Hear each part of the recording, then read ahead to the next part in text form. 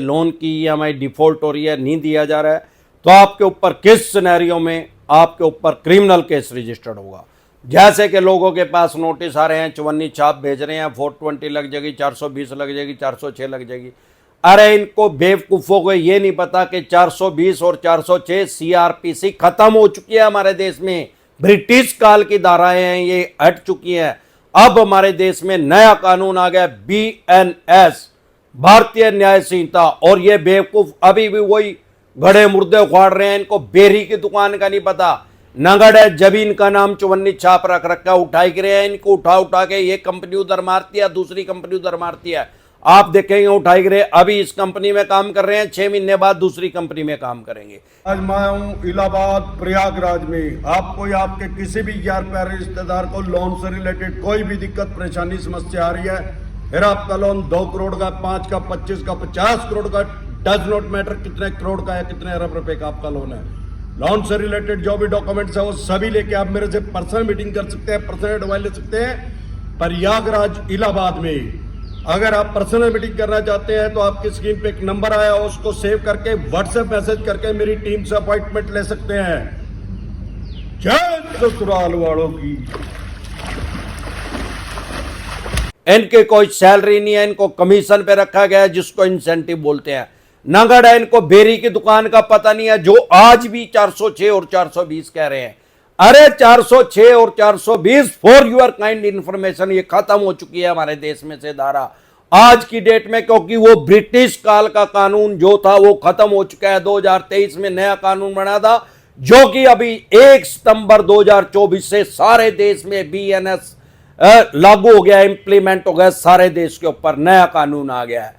तो साथियों डरे घबराए नहीं, लेकिन बेसिक प्रिंसिपल कभी नहीं बदलते भाई। ऐसा नहीं है कि जब कत्ल करता था कोई आदमी, मर्डर करता था तो 302 लग जाती थी।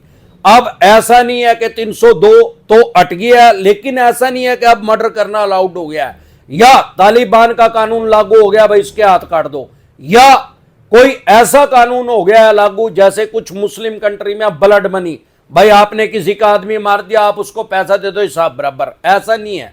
डेमोक्रेसी है, डेमोक्रेसी रहेगी, वर्ल्ड की सबसे बड़ी डेमोक्रेसी है, दुनिया का सबसे बड़ा लोकतंत्र है। 420 का नाम आज की डेट में 318 धारा रख दिया गया है। कुछ एक्ट चेंज हो गए हैं, कुछ एक्ट सेम है, लेकिन उनका टाइटल चेंज हो गया, धारा का नाम चेंज हो गया, और उसमें कुछ में पनिशमेंट बढ़ा दी गई है, जो सजा है उसको बढ़ा दिया गया है। सबसे पहले हर बार बताता हूं कि लोन की ईएमआई डिफॉल्ट होना क्राइम में कंसीडर नहीं होता, अपराध की श्रेणी में नहीं आता। सारे देश के किसी भी थाने, पुलिस स्टेशन, चौकी में आपके खिलाफ एफआईआर लॉन्च नहीं हो सकती, आपका पर्चा दर्ज नहीं हो सकता आपकी लोन की ईएमआई डिफॉल्ट होने में। अगर ये चवन्नी छाप नोटिस भेज रहे हैं, अगर कोई नोटिस आपके पास आ रहा है, क्रिमिनल केस रजिस्टर्ड हो जाएगा। क्रिमिनल केस कभी रजिस्टर्ड नहीं हो सकता, क्योंकि क्रिमिनल केस कब रजिस्टर्ड हो सकता है, किस सिनेरियो में? आपने जब लोन लिया था कोई फेक डॉक्यूमेंट्स दिया हो, कुछ एडिट करके दे दिया, सैलरी स्लिप एडिट करके दे दी, अपना बिजली पानी सीवरेज का जो कनेक्शन का बिल था उसका एडिट करके दे दिया, या बैंक स्टेटमेंट एडिट करके दे दी, जो कि कुछ हमारे देश में डीएस से काम करते हैं लोन दिलाने के चक्कर में। तो उसमें उस सिनेरियो में आपकी एफआईआर लॉन्च हो सकती है, आपका पर्चा दर्ज हो सकता है, क्रिमिनल पर्चा दर्ज हो सकता है कि आपकी इंटेंशन चीटिंग की थी, आपका पर्चा दर्ज हो सकता है। लेकिन आम और या आप दूसरा सिनेरियो क्या है, आप ओडी Q7 टॉप मॉडल लेके घूम रहे हैं जो 1 करोड़ से भी ज्यादा की आती है, आपने किसी बैंक एनबीएफसी कंपनी के 2 लाख रुपए 5 लाख रुपए देने हैं, तो भी आपके खिलाफ एफआईआर लॉन्च हो सकती है, भाई इस आदमी की इंटेंशन ही चीटिंग की थी। तीसरा सिनेरियो क्या है, आपके किसी बैंक में 5 करोड़ रुपए पड़े हैं और आपके नाम से आप किसी दूसरे बैंक एनबीएफसी कंपनी के 5 लाख रुपए नहीं दे रहे हैं, तो भी इंटेंशन चीटिंग किया भाई, इसके जानबूझ के पैसा लेके नहीं दे रहा। लेकिन डरे घबराए नहीं, आम आदमी का इन सिनेरियो में से कोई भी उसने ऐसा इनलीगल काम नहीं किया। 10,000 में से किसी एक आदमी ने किया होगा, वो खुद भुगतभोगी होगा। आम आदमी ने काम किया नहीं, आपने कोई फेक डॉक्यूमेंट्स नहीं दिया था, आपने कोई आप ओडी Q7 टॉप मॉडल लेके नहीं घूम रहे हैं कि आप घूम रहे हैं तो आपने 2 लाख रुपए देने हैं, ना आपके 5 करोड़ रुपए पड़े हैं कि आपने 5 लाख रुपए देने हैं, तो आपके खिलाफ एफआईआर लॉन्च नहीं हो सकती, आपका पर्चा दर्ज नहीं हो सकता। चेक बाउंस का या ईसीएस बाउंस का आपके खिलाफ केस हो सकता है, ठीक है। उसको क्रिमिनल केस बोलते हैं, कानून की भाषा में टेक्निकल वर्ड है, लेकिन वो सिर्फ क्रिमिनल नहीं है, वो सिविल भी है, क्रिमिनल भी है। इसका पूरा नाम क्या है, जो ब्रिटिश काल में बना था, 138 नेगोशिएबल इंस्ट्रूमेंट एक्ट 1881, 1881 में काला कानून बना था, जिसको मैं काला कानून कहता हूं। ये जो चेक बाउंस की धारा थी, 1989 तक ये सिविल का मैटर था, क्रिमिनल केस कोई रजिस्टर्ड नहीं होता था। क्रिमिनल केस आज की डेट में रजिस्टर्ड होता है, कोर्ट के अंदर होता है, पुलिस स्टेशन थाने के अंदर नहीं होता। लेकिन 1989 तक आते आते इसको क्राइम में भी कंसीडर कर दिया गया, चेक बाउंस को। ईसीएस बाउंस तो बना ही 2007 में है, पेमेंट एंड सेटलमेंट एक्ट 2007। अब 1989 में क्योंकि इसको क्राइम में भी कंसीडर कर दिया गया, तो इसमें बेल करवानी पड़ती है, जमानत करवानी पड़ती है। हमारे देश में दो ही तरह के केस होते हैं, एक सिविल, एक क्रिमिनल, एक दीवानी, एक फौजदारी। जो भी क्रिमिनल मुकदमा होता है, क्रिमिनल केस किसी के ऊपर रजिस्टर्ड होता है कोर्ट में, तो उसमें आपको बेल करवानी पड़ती है, जमानत करवानी पड़ती है। सिविल के केस में कभी भी बेल नहीं करवानी पड़ती, कभी भी जमानत नहीं करवानी पड़ती। सिर्फ एक बार आप साइन करें, आपका एडवोकेट उसको हैंडल करेगा, आपका एडवोकेट उसको लड़ेगा, आपको गवाही के टाइम पे जाना पड़ेगा। क्रिमिनल केस में हर तारीख पे आपको जाना पड़ेगा, जितनी भी तारीख लगेगी। पर आजकल ज्यादातर कोर्ट ऑनलाइन हो गई हैं, एक बार जाना पड़ता है बेल करवाने के लिए, उसके बाद ज्यादातर घर बैठे बैठे लिंक आ जाता है, आपके वकील साहब पेश हो जाते हैं और वो तारीख मिल जाती है, इसलिए डरने घबराने की जरूरत नहीं है। आज की डेट में भी ये जो केस है 138 चेक बाउंस का या सेक्शन 25 जो पेमेंट एंड सेटलमेंट एक्ट 2007 के अकॉर्डिंग सेक्शन 25 का केस कर सकते हैं आपके ऊपर, जो ईसीएस बाउंस बोलते हैं जिसको आम भाषा में, या नेच बाउंस, जो आपकी ईएमआई कटती है, आप हर महीने अपने अकाउंट में डाल के नहीं आते, उनको दे के नहीं आते, आपके अकाउंट से कटती है, जब वो बाउंस हो जाती है तो उसको ईसीएस बाउंस बोलते हैं। ये पेमेंट एंड सेटलमेंट एक्ट 2007 में, क्योंकि सारे देश के बैंक, एनबीएफसी कंपनी ऑनलाइन हो चुकी थी, और पहले क्या होता था 70-80 के दशक में, अगर 12 महीने का लोन लेना था किसी को तो 12 चेक देने पड़ते थे, आपके चेक से वो पेमेंट उनको मिलती थी, तब एनबीएफसी कंपनी का जन्म नहीं हुआ था।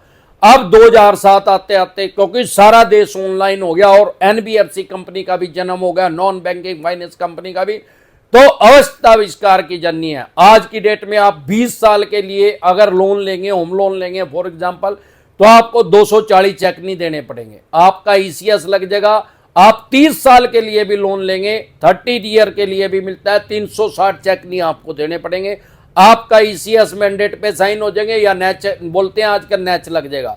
लेकिन अगर वो बाउंस होगा तो चेक बाउंस की धारा तो लग नहीं सकती, क्योंकि चेक तो आपने दिया नहीं।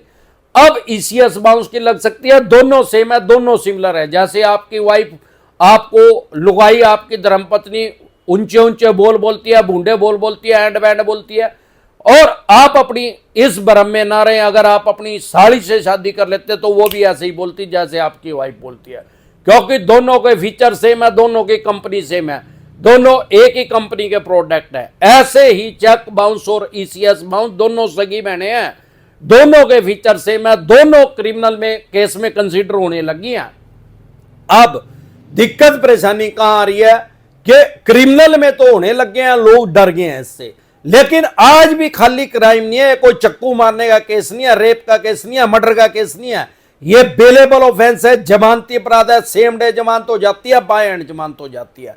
आज की डेट में क्या है, ये क्रिमिनल केस भी है, सिविल का भी है। खाली क्रिमिनल इसको इसलिए नहीं कह सकते क्योंकि क्रिमिनल केस में हमेशा जेल का प्रावधान है, सजा होती है, कभी भी पनिशमेंट के तौर पे जुर्माना नहीं होता। अब क्योंकि ये सिविल का भी है, क्रिमिनल का भी है, इसमें आपको डबल तक का जुर्माना हो सकता है या 2 साल तक की सजा हो सकती है। डरे घबराए नहीं, मैंने आज तक किसी को 50 लाख से कम में 2 साल की सजा ही नहीं होते हुए देखी, वो मैक्सिमम 6 महीने, साल, और वो भी बेलेबल ऑफेंस है, तुरंत प्रभाव से जमानत मिल जाती है। माननीय सुप्रीम कोर्ट तक जाते आते 40-45 साल लगते हैं, वहां तक कभी ये केस नहीं लड़ते, इनकी पहले ही कहां चली कट जाएगी।